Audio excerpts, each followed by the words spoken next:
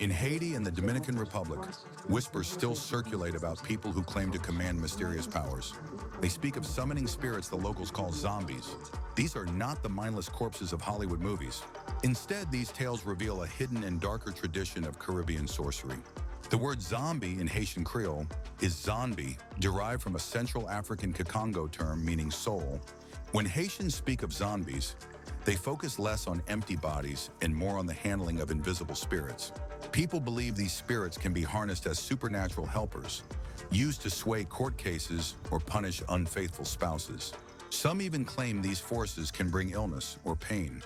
One man told of a wandering spirit clinging to his leg until doctors were called to remove it. In short, many Haitians believe that zonbis can be commanded as powerful allies to achieve personal ends. Yet Haitian and Dominican zombies share one trait with Hollywood's version: they are symbols of fear. On Hispaniola, these negative feelings towards spirits are rooted in the trauma of colonial conquest and its lasting scars. Local tales of Baka spirits, shapeshifters like the zonbi, describe them as taking the form of dogs, horses, cattle, or pigs. This is no coincidence, since these were the very species Columbus brought in 1492, used as tools to conquer the island's natives. Conquistadors rode horses to massacre whole communities, while dogs were unleashed to hunt down fleeing Taino rebels. Wild pigs destroyed the main root crops, while cattle trampled cornfields, leading to famine and the extinction of the Taino within 20 years. By the 18th century, mastiffs became a major Cuban export, sold to European powers to track runaway slaves. Alongside gunfire, the sounds of these beasts, their snorts, barks, growls, and pounding hooves, must have been terrifying in once silent landscapes. Even the island's pre-Columbian dogs, once raised by the Taino as food, were a silent breed that did not bark. It is no wonder these animals continue to play a role in tales of the supernatural. In 2010, a man named Javier Cedano in a Dominican border town took his own life. Rumors spread that his cousin and political rival had cursed him using witchcraft tied to a herd of black cattle kept secretly in Haiti. But where did the idea come from? That a zonbi could be controlled like a servant? The roots stretch back to the Taino people, who believed spirits could inhabit sacred stones or carved idols known as zimis. From West Africa came other influences, such as secret societies like the Leopard Men of Nigeria, who claimed they could transform into animals by night. Yet not everyone possessed such power. Only Haiti's powerful Baka sorcerers, or members of hidden societies, were said to truly command the dead. Yet not everyone possessed such power. Only Haiti's powerful Baka sorcerers, or members of hidden societies, were said to truly command the dead. As a member of the secret society Sempuel, Hans was said to command a troop of spirits, using the skull of his former Vodou mentor as his conduit. He worked with a set of red and black dolls, each representing spirits that could be dispatched on zombie missions. Another group of spectral soldiers was symbolized by wooden chairs, tied together with ropes and hanging upside down from his ceiling. Ritual specialists like Hans were seen as crucial guides, channeling wandering souls that otherwise could wreak havoc. After the 2010 earthquake in Haiti, locals claimed thousands of unburied dead turned into loup-garou, werewolf-like spirits hurling furniture from windows.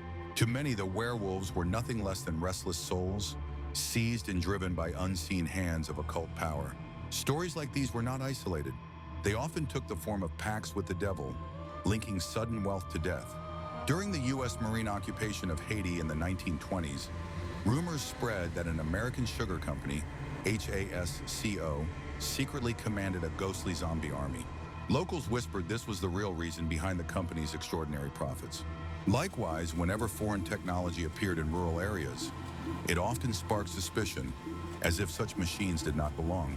In the Dominican town of Baka, home to livestock farmers, rumors spread that the Manisera peanut oil plant was haunted by invisible Bakas sent by thieving workers. In the 1980s, workers at a Dominican garment factory claimed to see another Baka. It punched the time clock and left blood stains in the restroom. Terrified, the workers refused to continue, forcing the plant to shut down temporarily. The dreaded Baka was more than a demon. It became a racial symbol, said to be controlled only by Haitians with the strongest magic.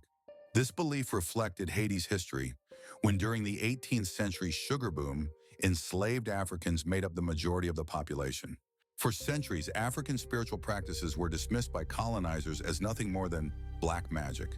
In practice, Baka transformations became infamous as disguises during the Haitian Revolution, 1791 to 1804. Maroon leader François Macandal was said to have transformed into a pig to evade capture. Even in modern times, political figures were accused of such powers. For example, Duvalier's aide Clément Barbeau allegedly escaped prison by turning into a black dog.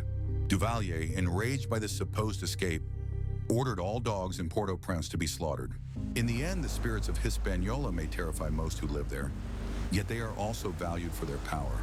Many believe these forces can solve everyday problems, from securing a U.S. visa to providing protection in violent conflicts. Haitians and Dominicans may fear the predations of the Baka, yet they still need such magic in their lives. These tales become a way to build status, boasting of turning into animals or bravely defeating spirits.